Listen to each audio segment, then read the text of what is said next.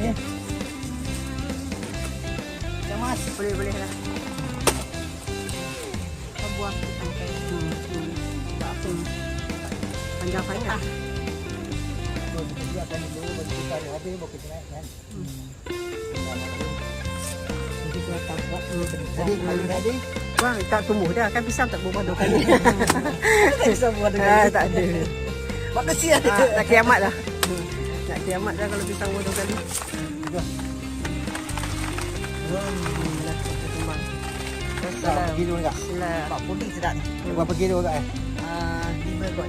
Hei! Berat ni. Paling tak ada 7, 8. 9 kilo. 9 kilo. Uish. 9 kilo. Berat. Dia buang lah sikit tangkai nanti. Nak timbang untuk akak ni, akak punya. Jangan buang lah. Dah, selesai. Dah, kita buang.